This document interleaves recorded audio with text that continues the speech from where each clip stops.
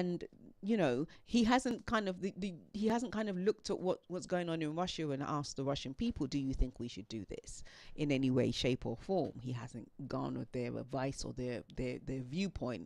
He's just sent their sons and daughters into war.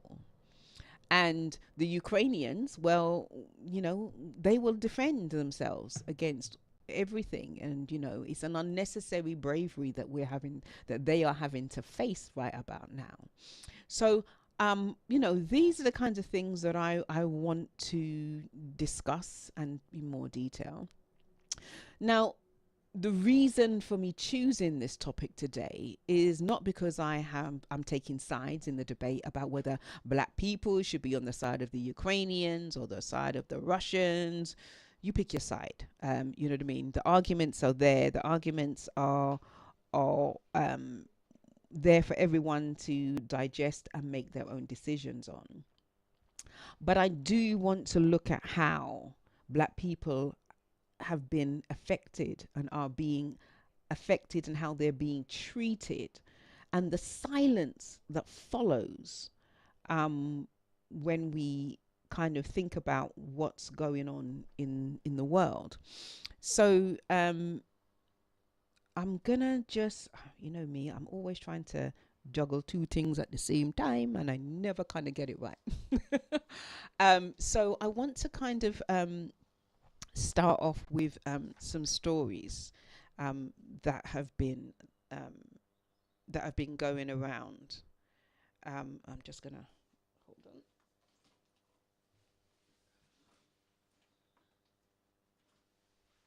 on. Okay, just gonna try and sort myself out there. Um, I bookmarked some information because this topic is you know what I mean. It's kind of big, and I don't always think that I'm the best person to kind of um, put it forward, and I think other people do it so much better than I do. So I'm just going to try and find the. I'm just trying to look for the story so far. So the story so far is we've got Russian troops pressing towards Ukraine. This is kind of old. There's how many people are dead, and Vladimir Zelensky is he's trying to negotiate at the moment.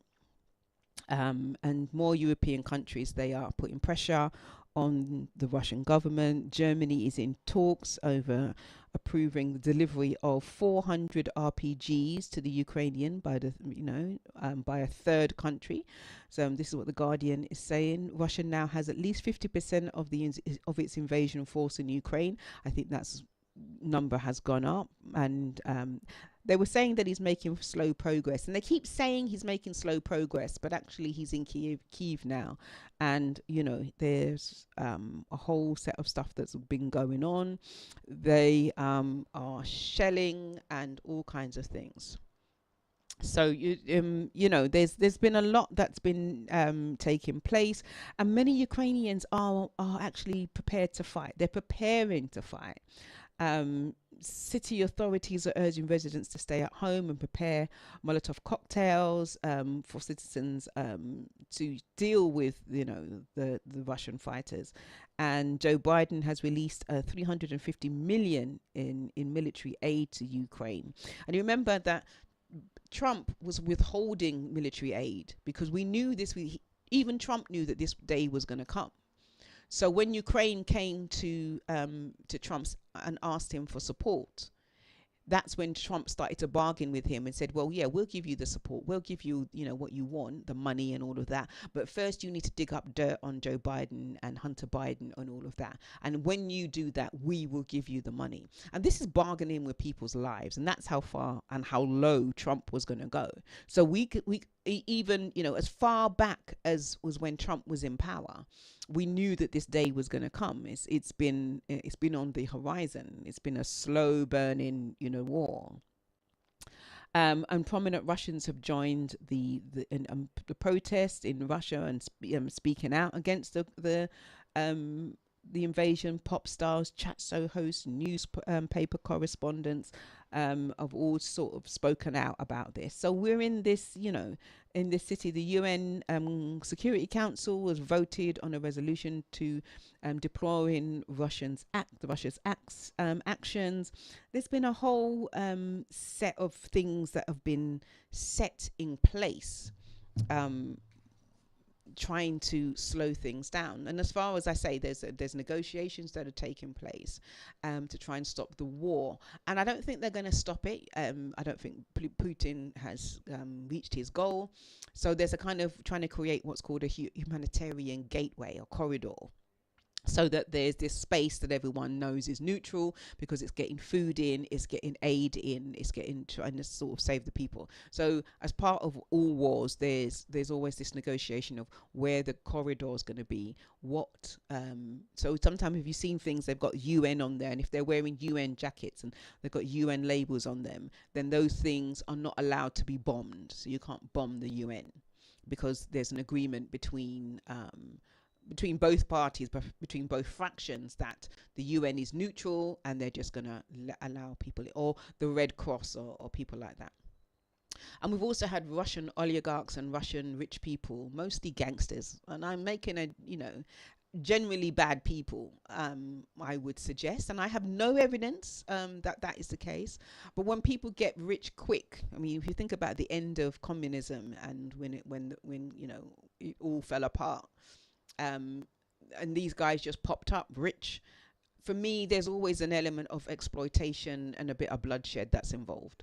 And they have those rich people have had their assets frozen, and we've got Roman Abramovich, and he's had to sell Chelsea. At first he was just going to hand it over in caretakership, but actually he's too hot now. He's just had to leave, pack up his things and leave.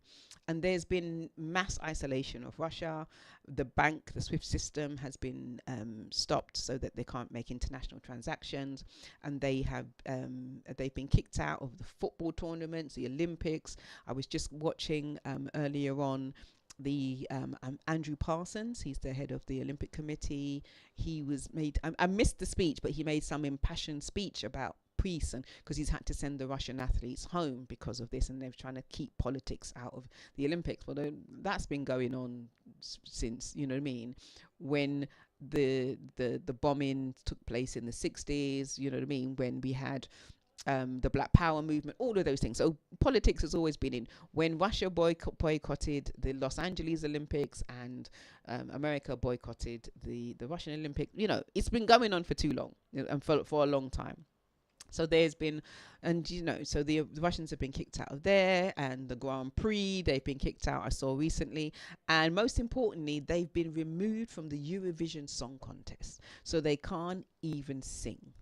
So there's big things that have taken place, and that's the reaction. That's what's been going on. And of course, we've got the reaction from around the world. It's been swift. I want to say, you know what I mean?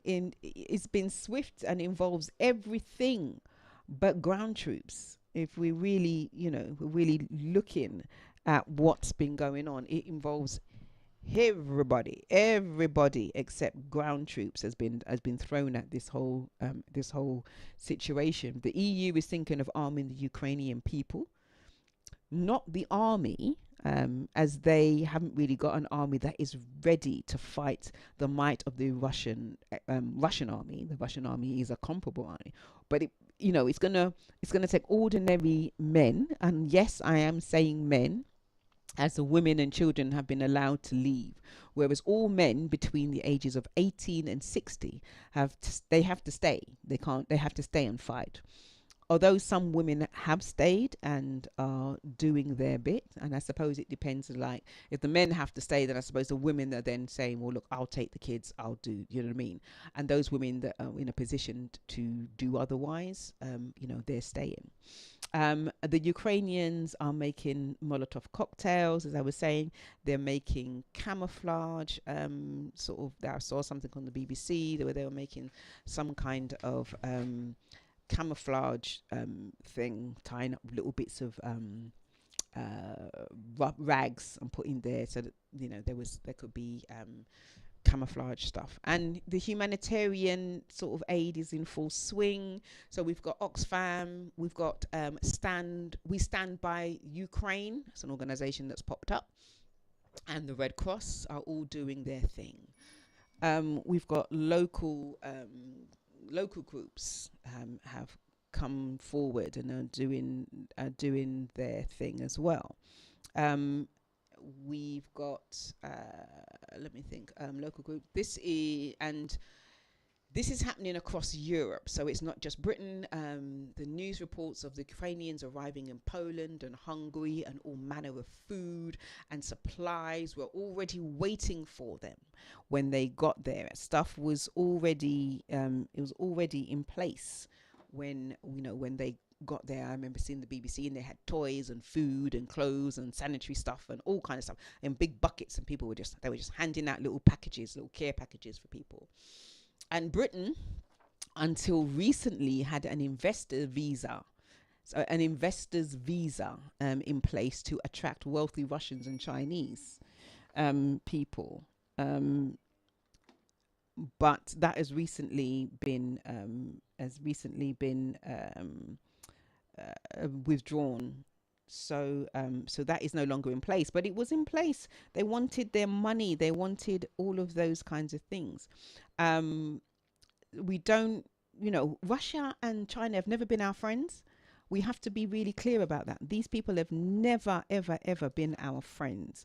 They have never been a group of people that we can say have liked us.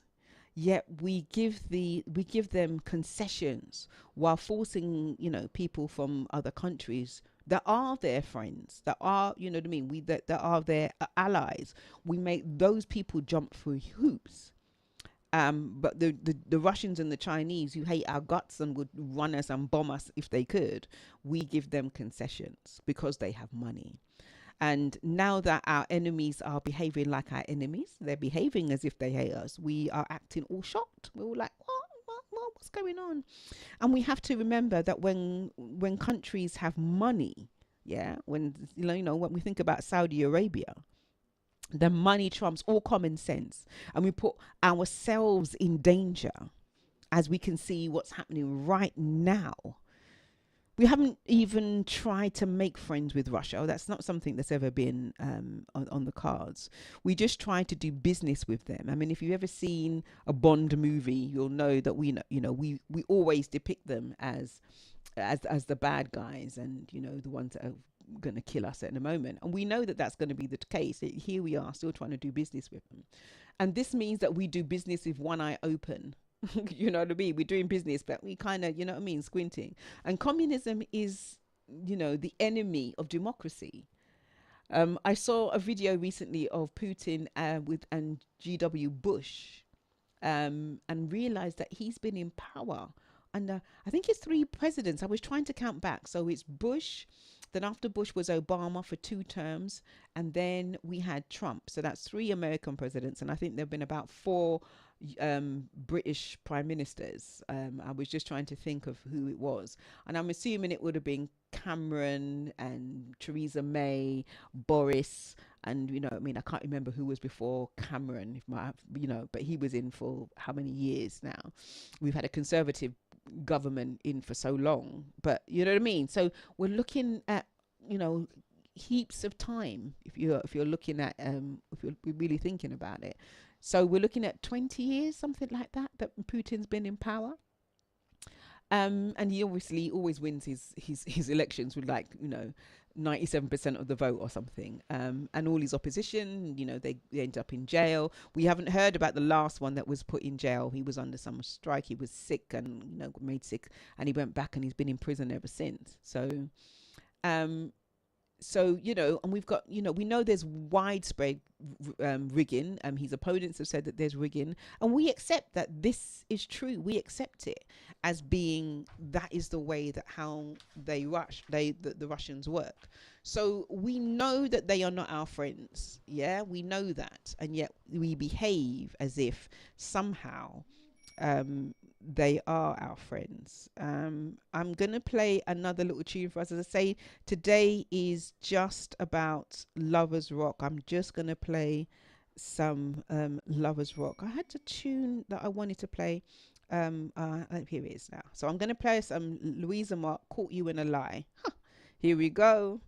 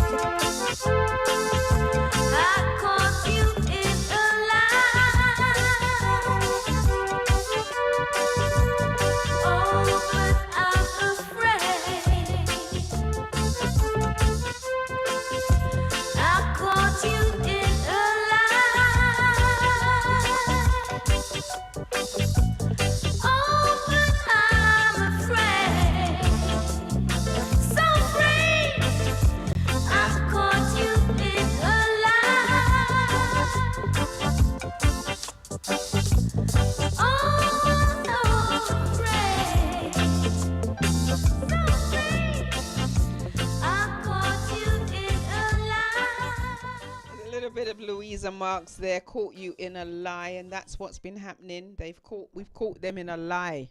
We've caught them. We know that the Russians are lying. We know that the British and the Americans ain't being too truthful either, and I think we need to acknowledge that as well. So here we are. Um, so let's go back to the war. there are people in Britain who are putting themselves forward to take Ukrainian refugees in their homes. I just want you to sort of mull that over. So there are people in Britain right about now who are saying, you know, we want Ukrainians, we want to house you. And this has happened before. There were people who were prepared to take Afghanis into their homes as well. But it seems it to be happening on a much larger scale and kind of than has happened before. So I was on the website for refugeesathome.com. And so if you want to take refugees into your home, refugeesathome.com, that's where you can go and put in an application. And they reported an increase in host applications, and that they're having to take longer to actually process them. So, you know, that's where we are at the moment with that. And I've been watching Jeremy Vine on Channel 5. I'm working from home, just in case you're wondering. I'm working from home. And they've had phone-ins and asking people if the British government is doing enough. And most people are in favour of the government doing more. You know, people saying, no, they're not doing enough. You know what I mean? They should be doing more. And although there was one woman who went on there and she was like, oh, we're a small island. We can't cope with anybody. You know, we can't have them. We can't have them over here taking our benefits and our housing. We NHS can't cope. All of that. Which was not the question. It wasn't about whether, you know, ordinary people should take it. It was whether the government should do more. And she was going off. And even Jeremy was sitting there squirming in his chair because he wanted to cut her off, but he didn't. You know what I mean? So he's just, you know, Jeremy's very, very, very polite. And so Britain are trying to, you know, and this was a bit that really threw me. Britons are trying to just up sticks and go to Ukraine to fight the Russians. So they had a little video of a guy standing outside the Ukrainian embassy going, yeah, I want to get to Ukraine. Like, you know what I mean? Am I going to get there? I need to go and fight. And it was as simple as that. And when they interviewed him and saying, do you have any military experience? Do you have this? He's like, no, I ain't got nothing. But they need help. We need to go. So do you know what I mean? And I've not heard of, you know, as if, though Britain is not at war with Russia. We as a British nation, our British government, our British parliament have not declared war on Russia in the way that we declare war in Iraq, we declare, and there's nothing of that nature has taken place right about now. So we haven't declared war, but British people, and I would say men, I am going to say that it's men, maybe their gender doesn't matter, but you know what I mean, are prepared to go and fight the Russians. And I do wonder if that's a piece of the Bond film thing coming to fruition kind of idea. We've seen so many Bond films in the last, 40, 50 years, sort of 1960s. So yeah, 50 years that we kind of see we've already got the idea that the Russians are the bad guys. You know what I mean? We know that they're the bad guys. We've depicted them over the years as the bad guys. And so now, when the real life Russians, real life bad guys are there, we're ready. We've seen all of the films. We've seen it. We know what's going on. Do you know what I mean? We're doing it. And so I just kind of sit here in a gasp. Now, we've got laws in place that prohibit Brits from just wandering around the world joining wars that, you know, that have nothing to do with Britain. We have laws about that. And I have to say, I've never heard of it in modern times.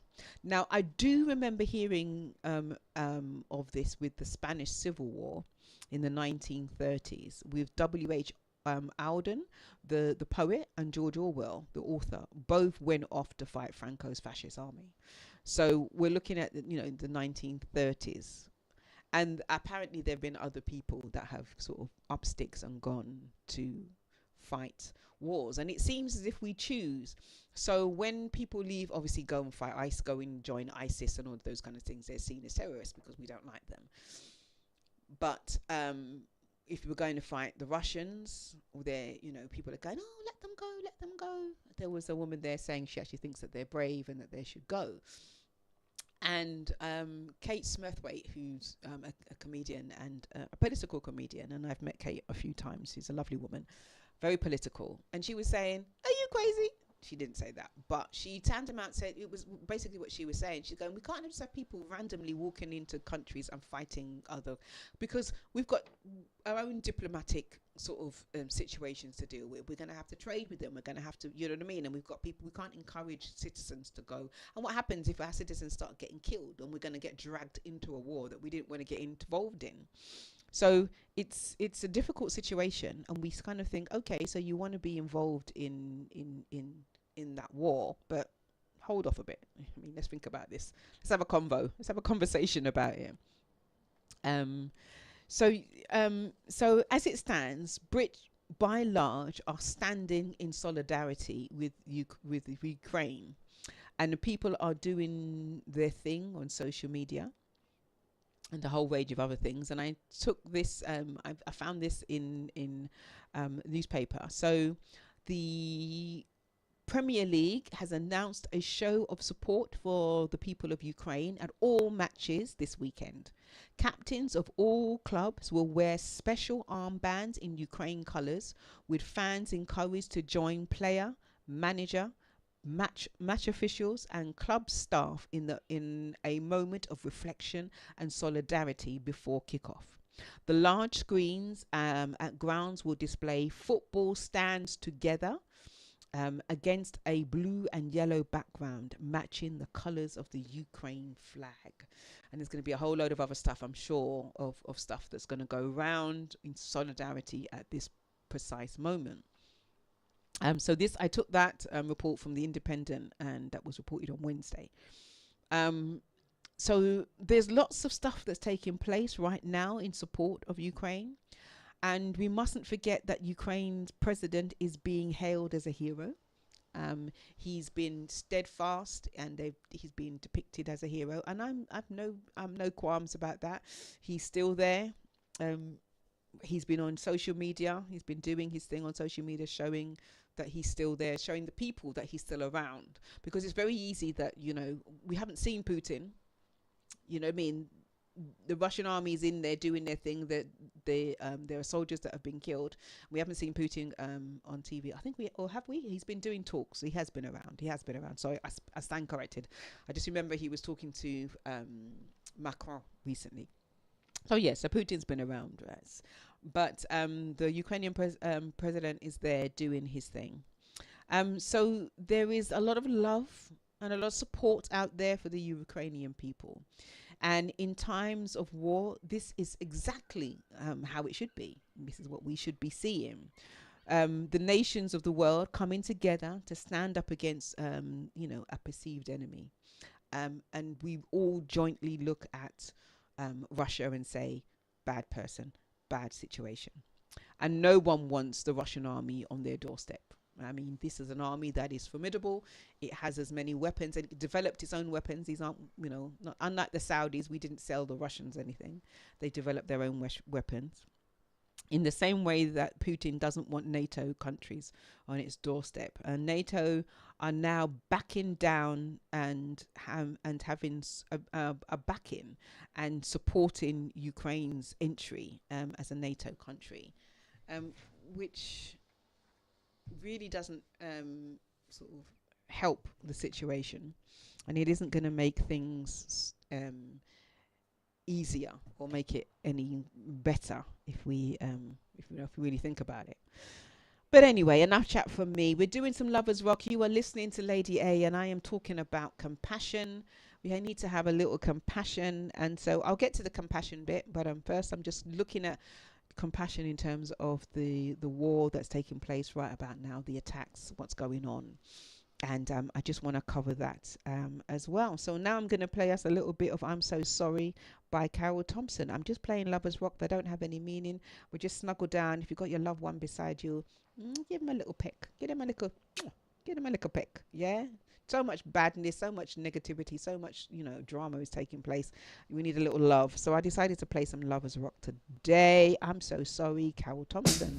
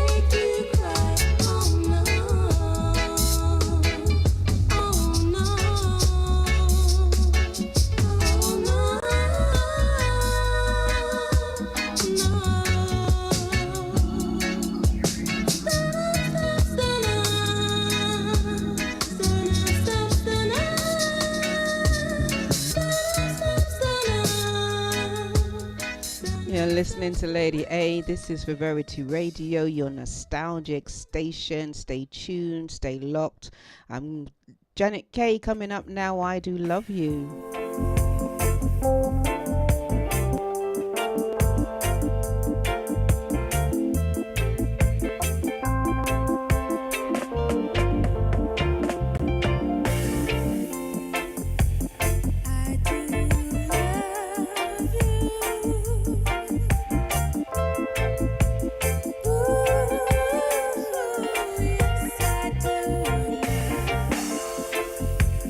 I do love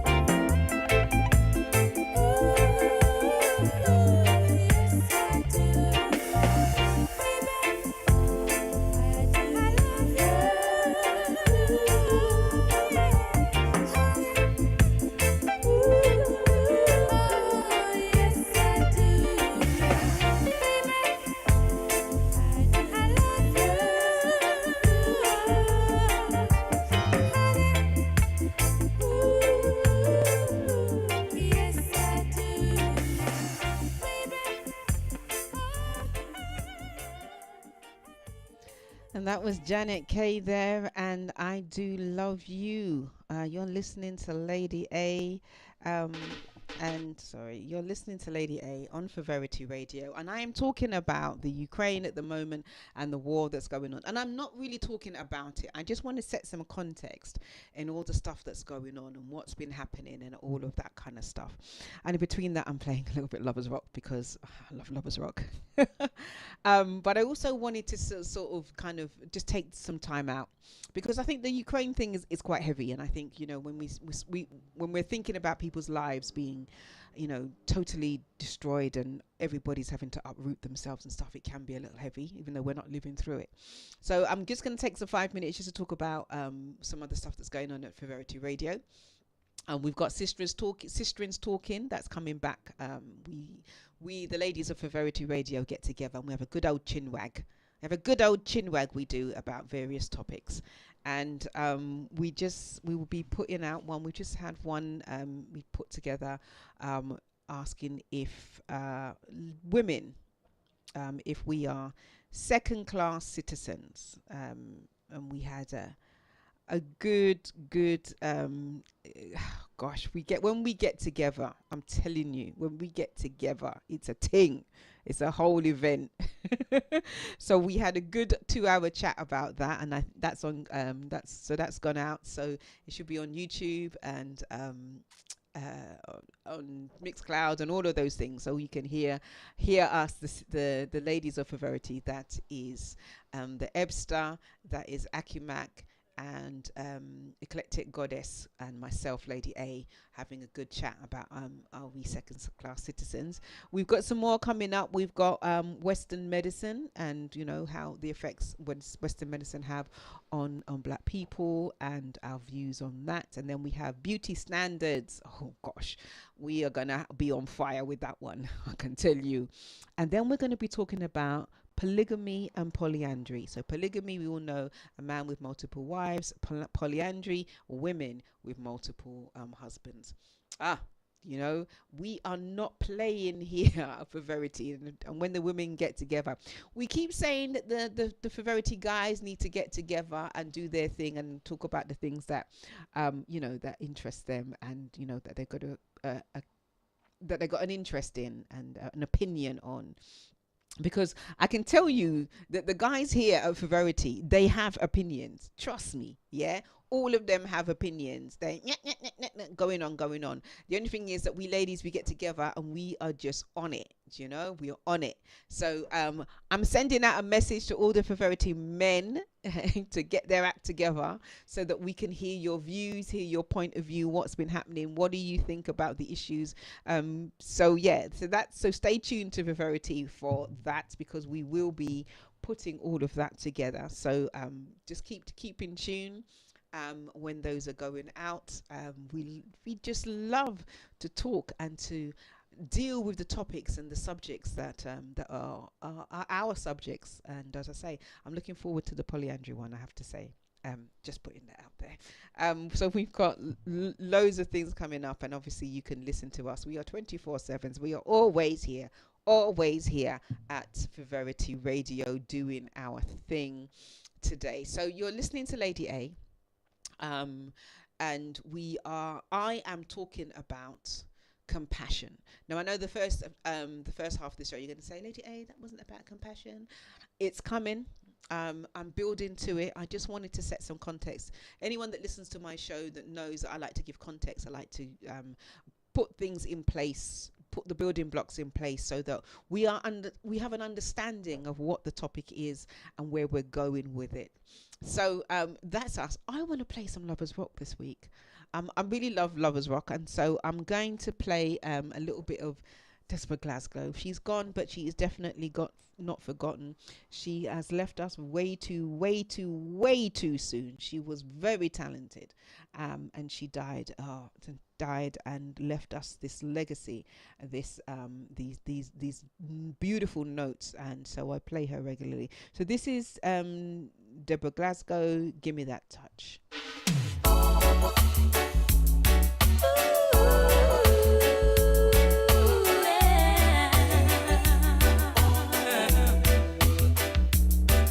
The way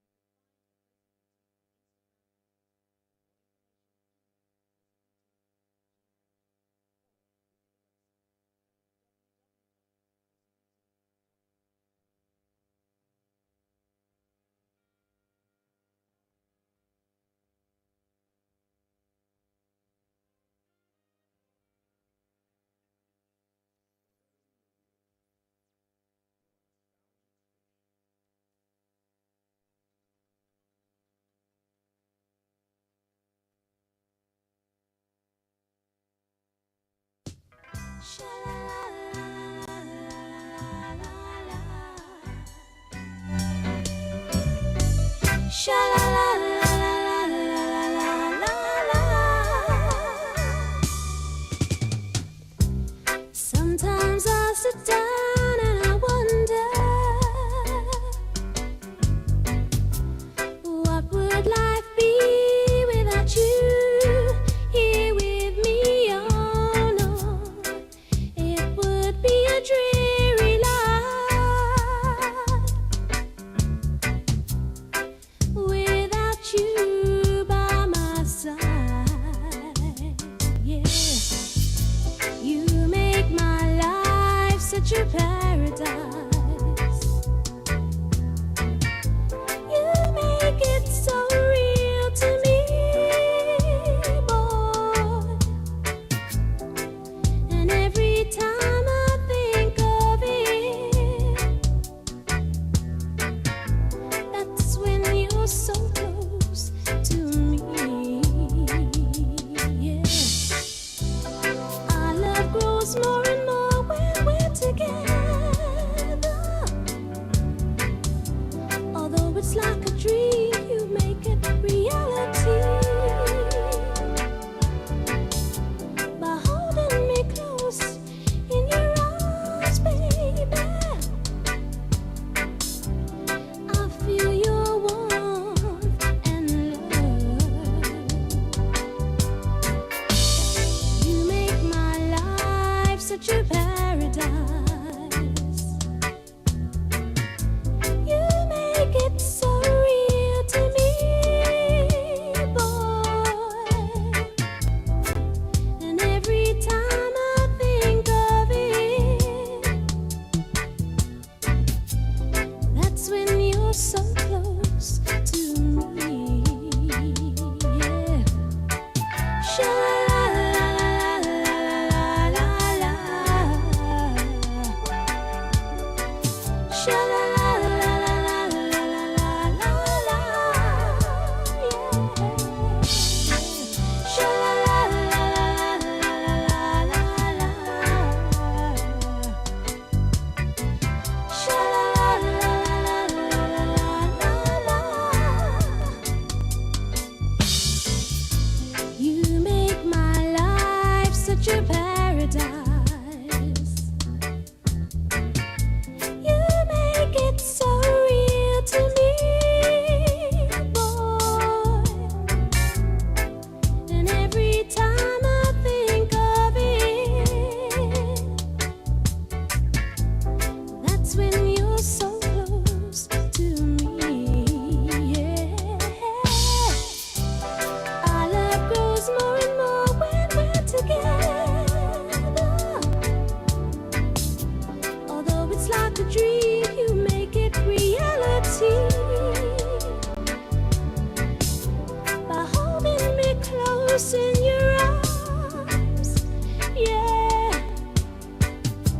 I feel your warmth and love. Sha-la-la-la-la-la-la-la-la. Sha-la-la-la-la-la-la-la-la.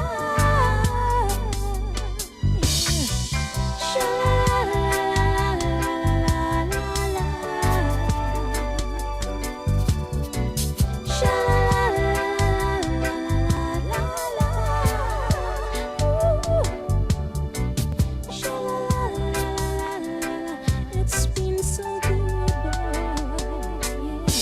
I love you, I love you, I love you, I love you, I love you. Ooh, yeah.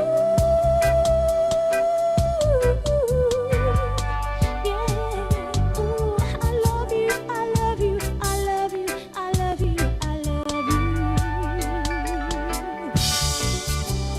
Our love grows more and more when we're together.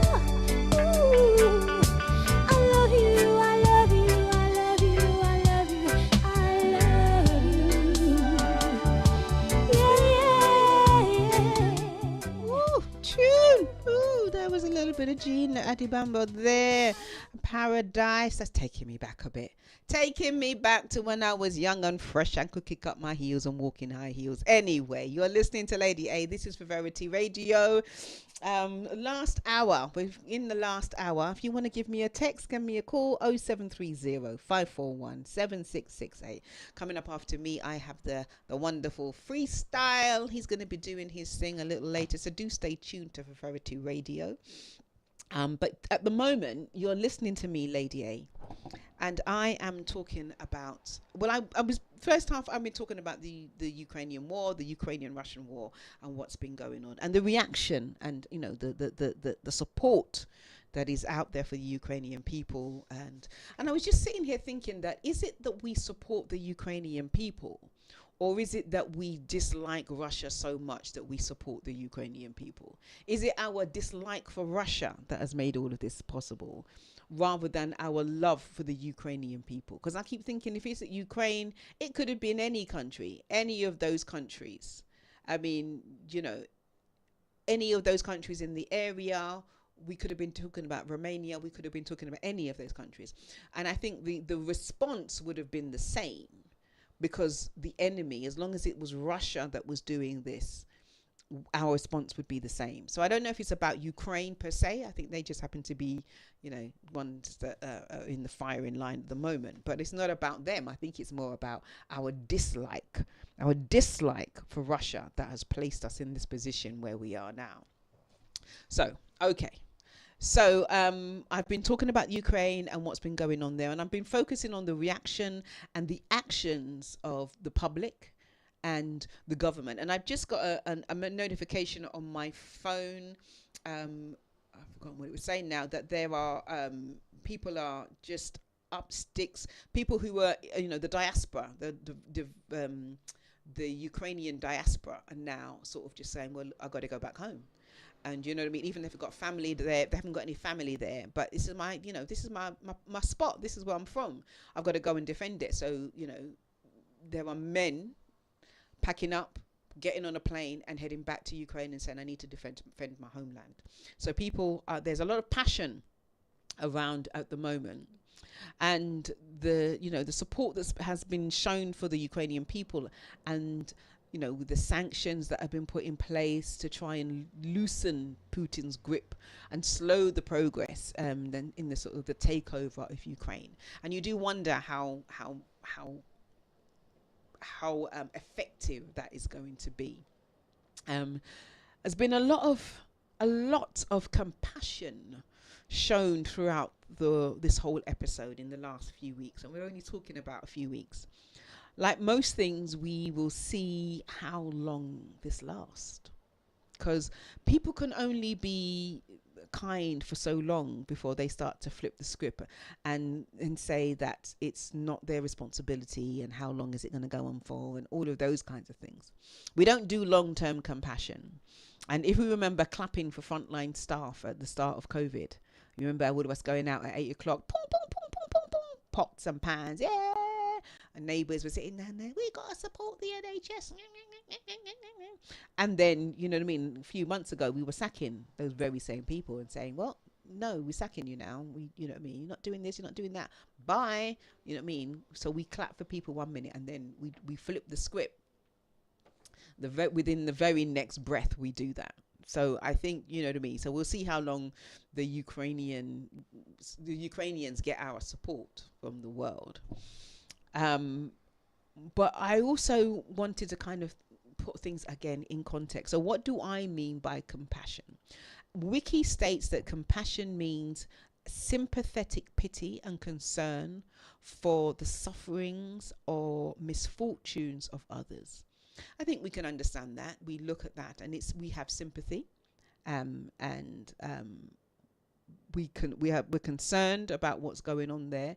So we can see that people are suffering, and we look at that and we say, I see this as a bad thing. I see these people suffering, and the emotion that's evoked from seeing that, from the news broadcast, which I've had to switch off because it's just so emotive, is compassion. That's what comes forward. And when we consider compassion from a humanist perspective, or I would say from a psychological perspective, what we have, positive psychological states that in Cassell 2009 reports the following three requirements for compassion, and I always think we should break these down. So the first thing that Cassell says is that for compassion, that the troubles that evokes our feelings are serious. So we don't have compassions for trivial things. I buck my toe. You'll live. It's no big deal. Serious. So we've got a war. When we think about Ethiopia back in the 80s, it was a famine. Yeah, it was big stuff. Big stuff. That the sufferers' troubles are not self-inflicted. Yeah, you didn't buck your toe because you're wearing bad shoes. Ethiopia wasn't starving because they couldn't be bothered to plant food. They were starving because there was a drought. They were starving because of war. They were starving for all kinds of things. And the ordinary people, again, were the ones that were having problems. And when we're looking at Ukraine, we can say that the ordinary people, as I was saying, Putin and Biden, they're all safe. They're in, no one's going to trouble them. But the ordinary people are the ones that are having to flee. The ordinary people are the ones whose homes are being bombed. Ordinary people. So we can look at that and we can say, it's not their fault that there must be the result of unjust fate. So Putin's put this on to the Ukrainian people. The Ukrainian people didn't ask for it. They weren't begging for war. They didn't poke Russia in the face and say, we want a war with you. Russia has decided to do this. And we must be able to picture ourselves in the same predicament. Now, we can look at that one in a little more in a little more depth. But there's also the kind of idea that nobody wants Russia on their doorstep. And I think when Putin's been compared to Hitler. I never like comparing anything to Hitler. I always think we're on a downer. You never hit the mark when you compare things to Hitler. But I think there is this idea that nobody wants to have a strong Putin on your doorstep. He has the arms, he has the strategy, he has all of these things in place. And if you're going to have a war with Russia, we're in big trouble. He is as formidable and an opponent as anybody can have. So continuing from Cassell, as such, compassion is not an automatic response to another's plight. It is a response that occurs only when the situation is perceived as serious, unjust, and relatable. It requires a certain level of awareness, concern, and empathy. So we have to be aware of what's going on and the implications of what's going on. We have to feel concerned about it. We have to feel some kind of angst about it. And we have to feel empathy. Yeah? Therefore, the grace of whatever, go I. Do you know what I mean? We just escaped this. We were sitting down there. We've always been sitting there saying that, you know what I mean? He could drop bombs on us. We could, you know what I mean? It's all of those things. So when we're looking at the situation in Ukraine, when we're looking at those kinds of situations, when we think of war, when we think of famine, when we think of those things, when we think of Katrina, those hurricanes and things like that, people were sitting in the house and then they got blown away halfway down the road. Things were upturned.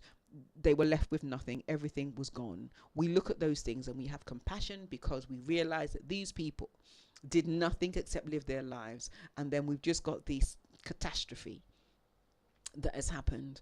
Katrina, New Orleans was underwater as far as the eye can see. Floods taking place. When we look at the fires that took place in Australia and California, people's homes were destroyed. No fault of their own. Fire just decided that the forest fires just started and people lost their homes. And we have compassion because we say, it could have been me. We just had storms here the other day and people lost their lives. We don't normally have weather like that, but we had it here the other day and people lost their lives. And we have compassion because we said, well, we were in the storm too. It could have been our house. The tree could have fallen on our car or on our house. You know what I mean? It could have been us. So we look at those things and we have compassion for them. And I think no one argues with that. I don't think I'm going to get a load of, Lady A, what you're chatting about? You're chatting nonsense. You know what I mean? I don't think I'm going to get any of that. I think we understand that. And I think it gives us the context. under which we respond to things. Why is there aid being rushed out there, and all of those kinds of things? And we can all sit here with, you know, in that inferiority land and go, yeah, that sounds right. That sounds okay. Yeah.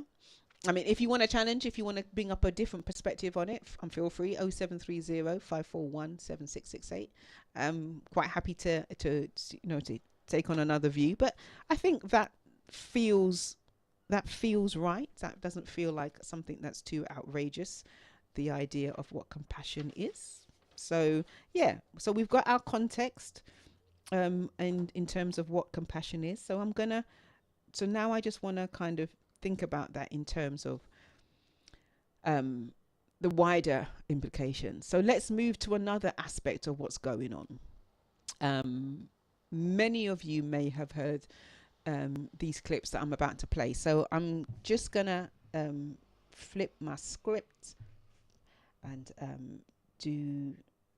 so I'm just gonna play. Ooh, I had it all set up. Whenever I always set something up, something always comes along to mess with my head. Now I hope this plays.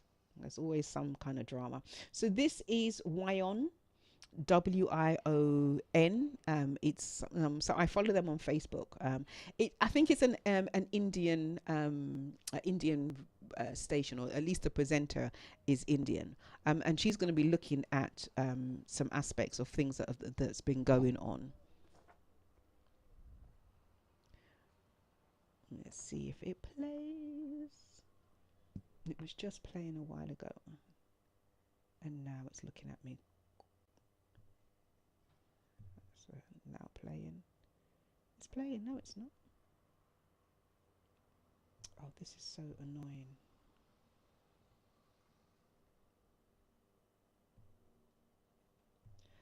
One moment. Right, let me go back. Now play.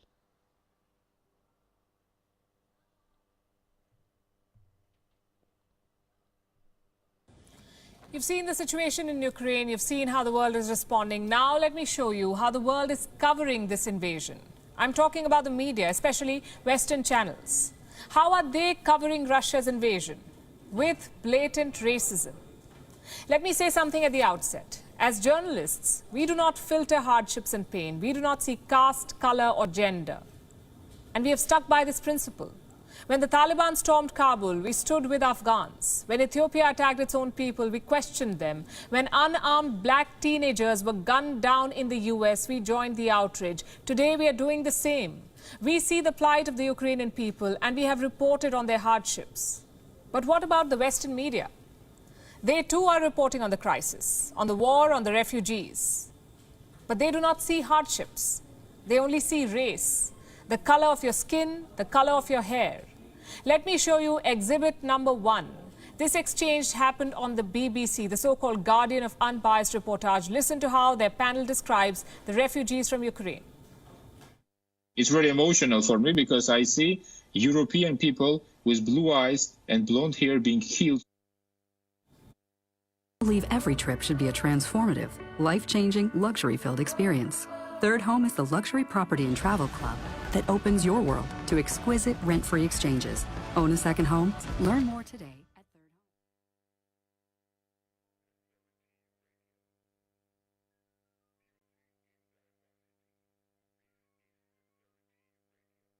Home. That is why the so-called expert on the BBC is emotional, not because the people are homeless, not because their country is being invaded, but because their hair is blonde. On social media, a lot of people are defending the BBC. They say it's a guest, not their anchor. Let me take you back to September last year. Another guest was speaking on the very same channel, South Asian expert Christine Fair. She called out Pakistan's links with the Taliban. Do you remember what the BBC presenter did? She shut her down. She said it was violating the channel's unbiased coverage. So exposing terror links is a violation. Blatant racism and white supremacy is fine. Gold standard indeed. Now for exhibit number 2, NBC News from the US. Listen to this. These are not refugees from Syria. These are Christians, they're white, they're very similar. Very similar to us. How so? Because the Syrian refugees are Muslims, their skin is darker, their hair is not blonde. So Europe does not want them. And remember, this is not being said at some white supremacy cult. This is happening on live television. Exhibit number 3, CBS News, another American broadcaster. Their reporter is appalled by the war, not because there is death and destruction, but because it is happening in Europe. Like Iraq or Afghanistan, this is a relatively civilized, relatively European city where you wouldn't expect that or hope that it's going to happen. So Iraq and Afghanistan are uncivilized countries. Their people are uncultured. Their regimes are irresponsible. So they deserve war. They deserve hundreds of bombs and years of occupation. What about Ukraine? According to CBS, no. Ukraine does not deserve war or hardships because Ukraine is civilized. And now for the final exhibit. This one is not from the West. It is from Al Jazeera in Qatar. This anchor simply cannot comprehend the idea of European refugees. What's compelling is just looking at them, the way they're dressed. These are prosperous, I'm loath to use the expression, these are prosperous middle-class people. These are not obviously refugees trying to get away from areas in the Middle East that are still in a big state of war. These are not people trying to get away from areas in North Africa. They look like any European family that you would live next door to. That reporter is confused about the refugees. They look middle class, they look like Europeans. How is something so bad happening to them? Well, this is what systemic racism looks like. Do you remember the 2015 refugee crisis? Around 1.3 million people sought asylum in Europe.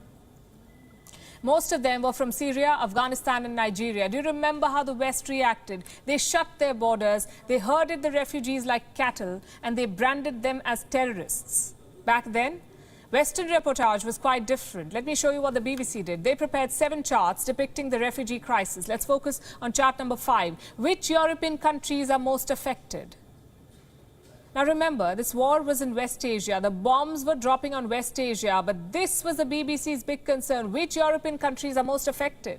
Now just to be clear, we welcome what Europe is doing to host Ukrainian refugees. They deserve all the help. Our question is, why just Ukraine? Ukraine is not a member of the European Union. It is not part of NATO. So what explains this level of assistance? Racism.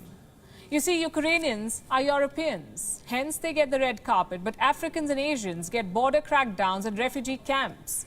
Western media is part of the problem, I have to say. They reflect the public mentality, their sense of European supremacy.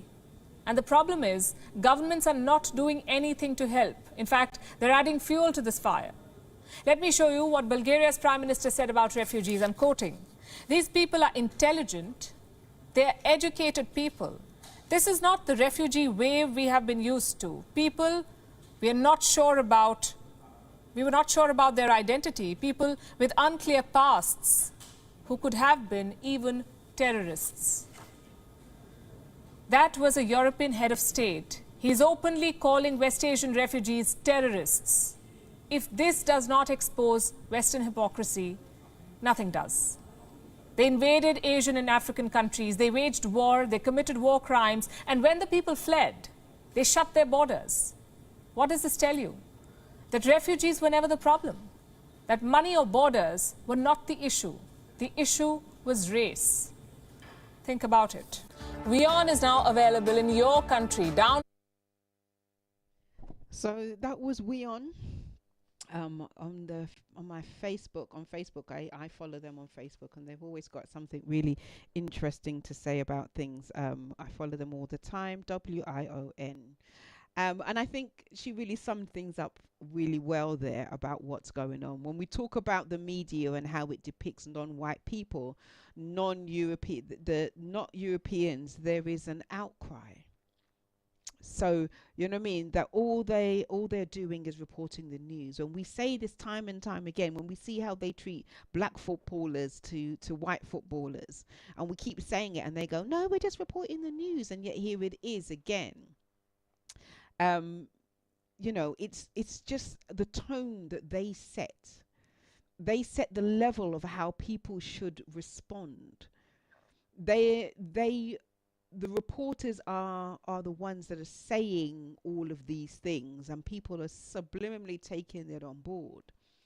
Those these people look like you, they think like you. These people, Ukrainian people, are okay, hence people are rushing to let them in their homes, whereas melanated people, brown skinned people, Afghanis, Iranis, who Iranian, sorry, who are or who are fleeing. People from Somalia, when they're fleeing, they're black, they're dark, we don't know them, what they don't look like us, they don't talk like us, they're different. It's the same war. It's war and famine that have got them. Remember, we're talking about compassion. We're talking about compassion here. Yeah, we can see, they can, there's compassion. I've told you all the things that are going on. Government, football, sports, everyone is rushing, humanitarian aid flying in, but people are calling them out. And I have to say a big shout out to my girl Charlene. I'm gonna try and get Charlene up here now. You know, whenever I try and do anything technical, it all goes a bit wrong. But here, look, I'm gonna try and find Charlene on my little thing here. Let me see if we can get Charlene. Oh, actually, I don't know if Charlene actually plays. I'm gonna read what Charlene said. Where is it? Here it is again. Let me try and see if it will come up. Come on. Let me see. Got loads of videos. This is I don't know if this video is gonna play. I was having problems with it before, but I'm gonna read you what Charlene see if I can get this video to work. And for those of you who don't know Charlene is Charlene White. She is on Loose Women, and you know they have a whole series of presenters on there. And if you watch it, it's not something I watch routinely. I know this is the wrong thing. I set everything up and it doesn't seem to do its thing for me. Let me see if I can find it. Anyway, Charlene was calling out this very same thing. So she was saying that, you know, even in the midst of war, there is racism. And she was speaking about, let me just see if I can, I bookmarked it. Okay, let's see if I can get it on the bookmark. And even she was talking about, even in the midst of war, there is still racism. There is still this idea that people are sorry, I'm looking for it right about now. My bookmarks, I had it already. It was all, here it is. Let me see, it's coming. So no, she's disappeared. Oh, here she is. Okay, let me see. Because she was clashing. So there's Janet Street Porter. There's a whole group of here she is, of presenters that were discussing this, and Charlene comes to aid. Let me see if it's. I don't know if oh, here it is. Right. Let's start again. Right. Let me start again. I hate technology. I hate technology. It's doing my head in. Charlene White, come on now. This is really good. And she was really doing her thing. And I've always I've started to admire her. She's really starting to own the stage. She's really starting to show what her voice is. She's really lending her voice to things. Right, let's see if it starts. I just want to press play. Come on now, do your thing for me.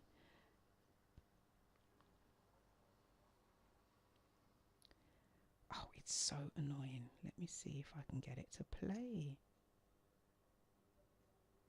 go.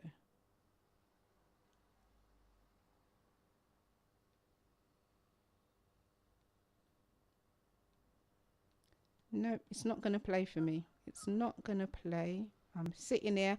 If you want to see me, you can see me on Zoom. I'm pounding the play, and it's not doing anything. Not doing anything. Anyway, so what I'm gonna read it.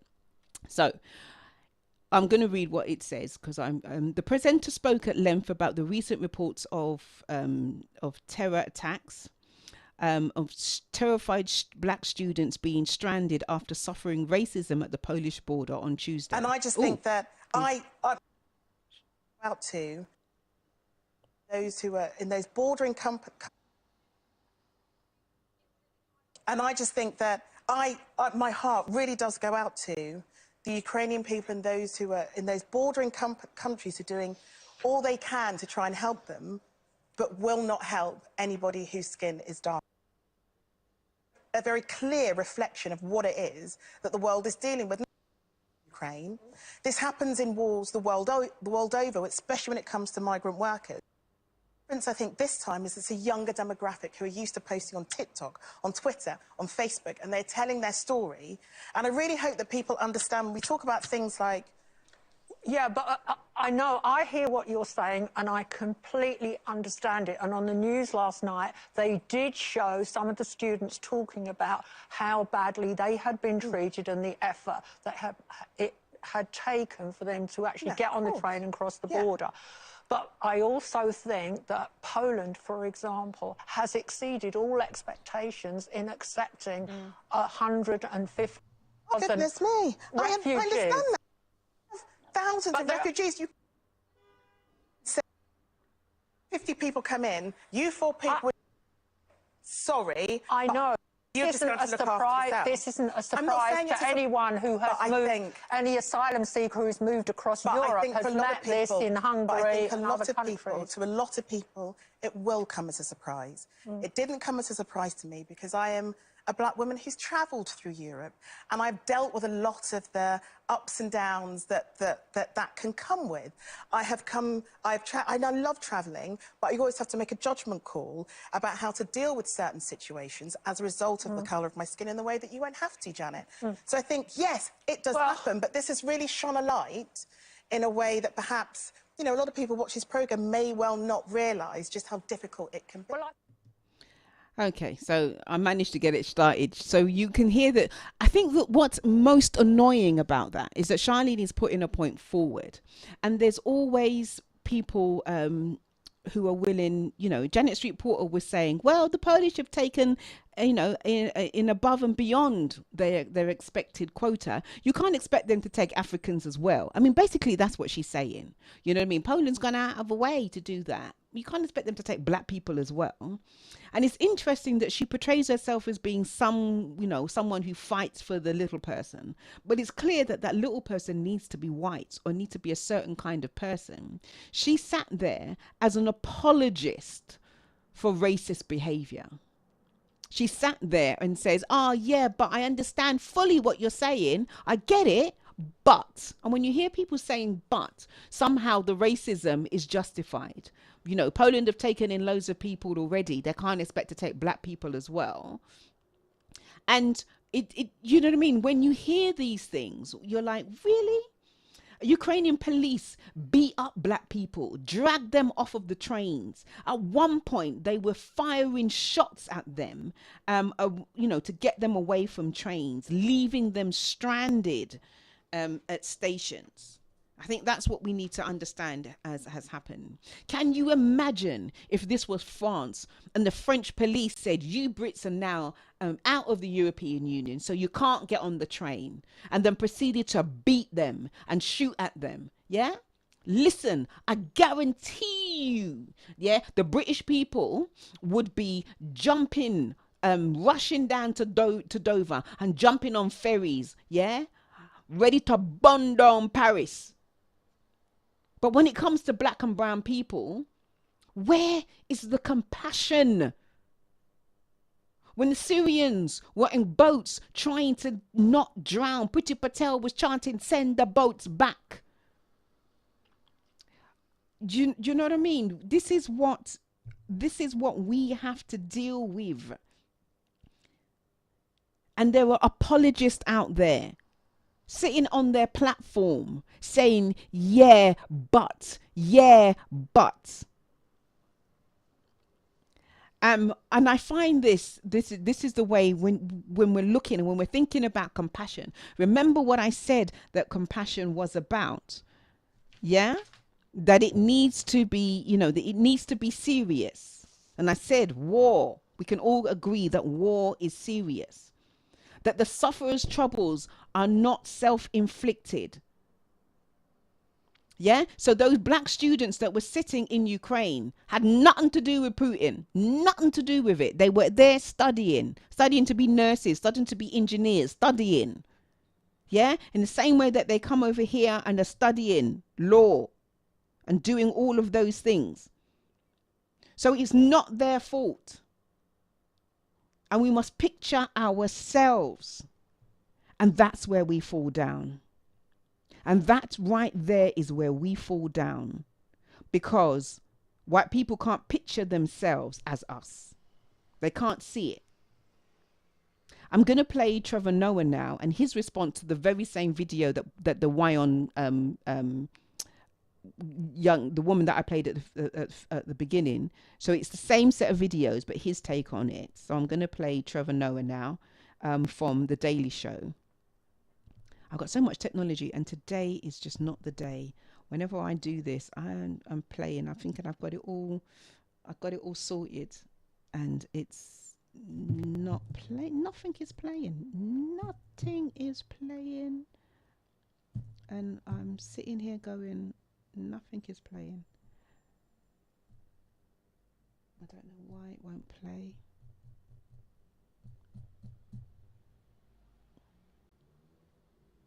My phone is connected.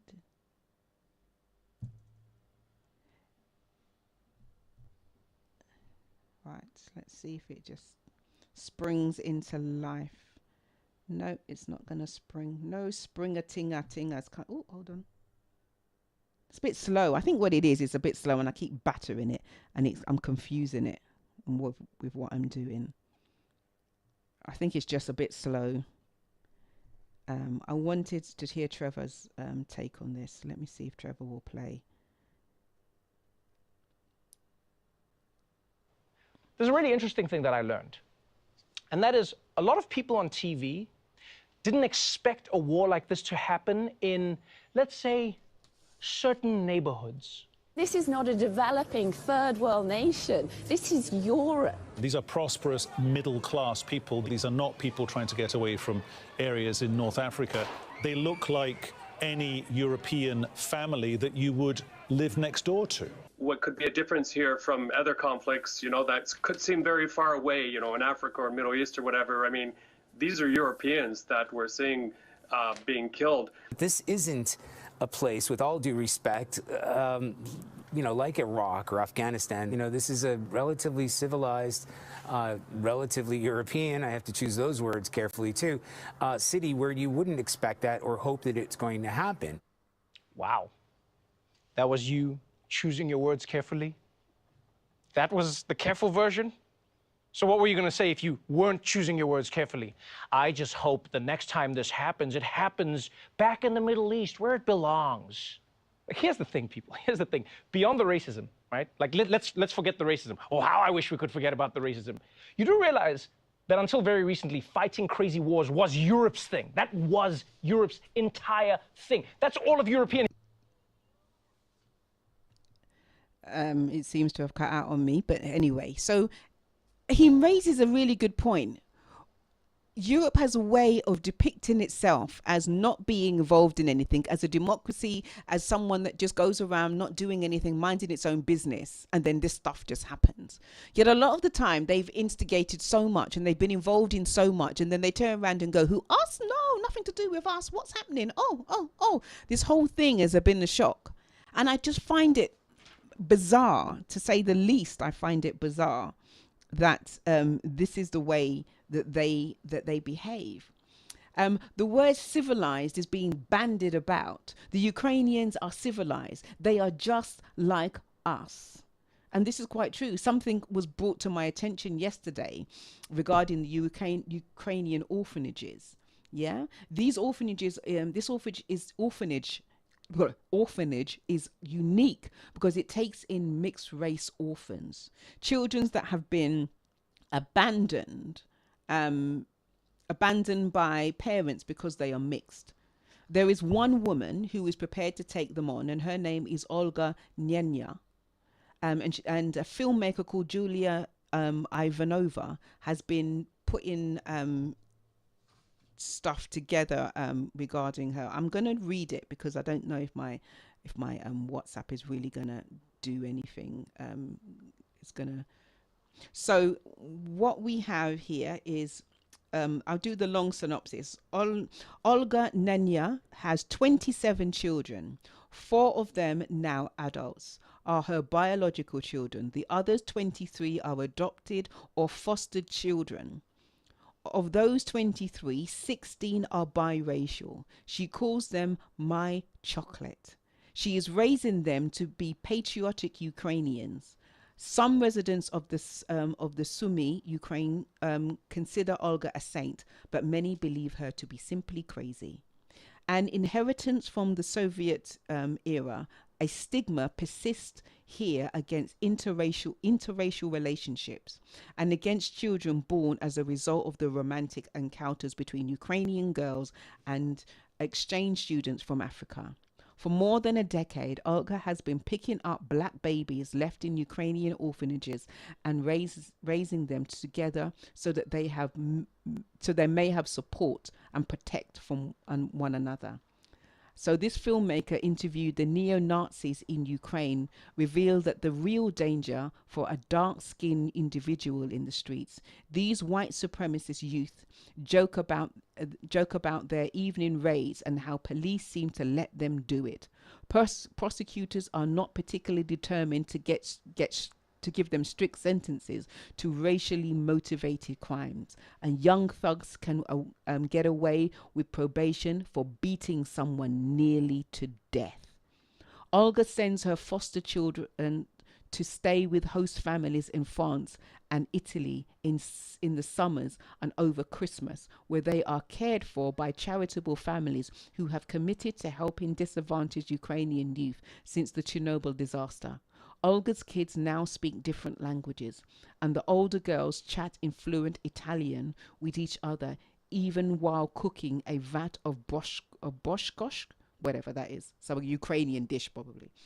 But Olga doesn't believe in international adoption and has refused to sign adoption papers from host families that wanted to adopt her children. At least when the kids grow up, they'll have a mother to blame for all the failures that will happen in their lives, she says. So that story I took from Afro-European. It's a blog spot. And I came across this purely by chance. Someone put out, someone who is on who sponsors one of these children has sent money out to this orphanage. So when we think about racism, the Ukrainians aren't blameless. They are just like other European countries when it comes to racism. So we're not looking at this and thinking that this is just about this war. Yeah, and at the moment, this is some desperate situation where the Ukrainians are saying to themselves, well, we need to get on that train and you guys need to not bother. No, there's a deep-seated white supremacist hatred of black people right there. And the young girls that have relationships with these guys are stigmatized, and they have to give up their babies, leave them in orphanages. They can't raise them themselves because the families will disown them. Where are they going to go with their black babies? Who's going to look after them? How are they going to get jobs? So they leave them. So these children grow up, without families. And this woman, and she's doing it. She's raising these children to be Ukrainian and all of that kind of thing. She's probably not teaching them about their African heritage or any of those things. And we can get to that a little later on. But you know what I mean? We have real issues there. So when we look at, they have the same racist ideas as every other as everybody else does in Europe. So they are no different. I'm gonna read one more article. This is from The Guardian. Let me see if I can find it. It's all gone pear-shaped today. Nope, it doesn't seem to be here. Never mind. Anyway, there was an article by Mustafa Benyomi. They are civilized and look like us. That's the name of the article, which I thought I had bookmarked. But again, my bookmarks don't seem to have worked. Let me see if I can find it.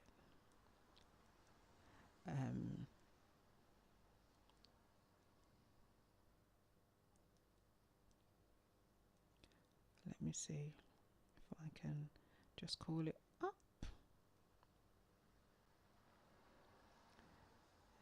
That's the Independent, and it was the Guardian, and it was the Opinion.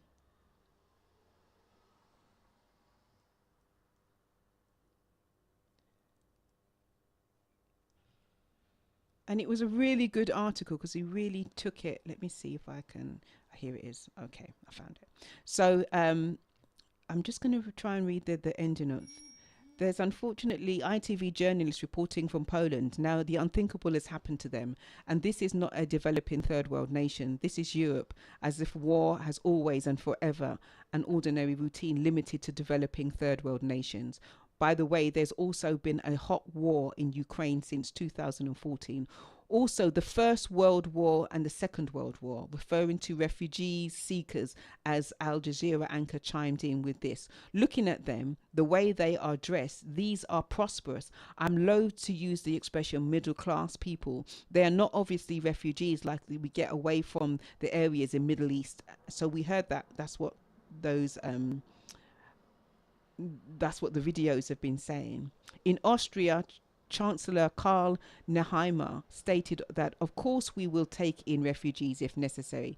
Meanwhile, just last fall, and in his then role as an interior minister, Nenhammer was known as the hardliner against resettling Afghan refugees in Austria, and as a politician who has insisted on Austria's right to forcibly deport rejected Afghan asylum seekers, even if that meant returning them to the Taliban. It's different in Ukraine than in countries in Afghanistan. He told Austrian TV, we're talking about neighborhood help. Yes, that makes sense. You might say neighbor helping neighbor. But what these journalists and politicians all seem to want to miss is that the very concept of providing refuge is not and should not be based on factors such as physical proximity or skin color, and for a very good reason. If our sympathy is activated only for welcoming people who look like us or pray like us, then we are doomed to replicate the very sort of narrow, ignorant nationalism that war promotes in the first place. The idea of granting asylum or providing someone with a life free from political persecution must never be founded on anything but helping innocent people who need protection. That's where the core principle of asylum is located.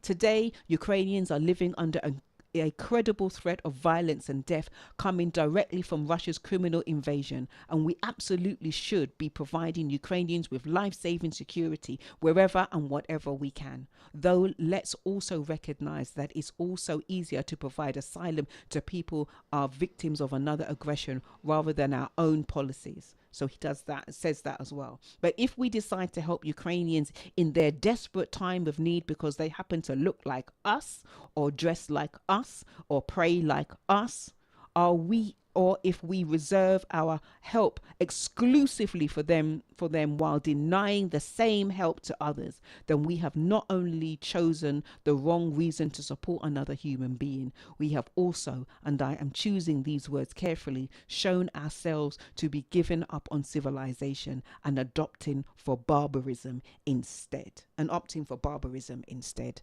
And these are the things that we are, we have to look at. What's happening as about humanitarianism is about supporting and helping your fellow human being, but it also is about helping those that look like and act like you. It's about helping yourself. If we don't help the Ukrainians, then it could be us next. And it's about protecting themselves, not helping others. This is not about compassion. Compassion is lacking. In fact, it is missing. Nothing that is taking place is about compassion. It's about self-preservation. Black people are constantly under attack, constantly being brutalized. And even when the evidence of this brutality is blatant and in your face, there are still those who will defend it whilst telling you that they completely understand. Professor Anthony B. Pinn said that he hates the phrase people of color and prefers the people whose color is despised. The first time I heard it, I disagreed with him, but today I am a convert. As we as human beings must not lose our compassion. It's what keeps us from randomly killing each other for the slightest ill or wrongdoing. When stuff happens, we think that could have been me. We should not caveat that with the thought, but I'm not black, so it doesn't matter. That is not compassion. To quote Shakespeare, if you cut me, do I not bleed? You are listening to Lady A on For Verity Radio. This has been a show about compassion and the lack of. We need to not lose our compassion. People in For Verity land, whoever you are, be compassionate. People are in dire straits. It doesn't matter what they look like, where they come from. People have been saying this isn't our war, and they're right, but we must never lose sight of the fact that we have been shown no compassion over the years, over the centuries, over the decades. We must remember that it's compassion that we need to have every minute of every day. This is Lady A. I am out of here. I'm just going to play us out with a little Lovers Rock, loving Lovers Rock. So I'm going to play Donna Roden, Be Kind to My Man. Lady A is out.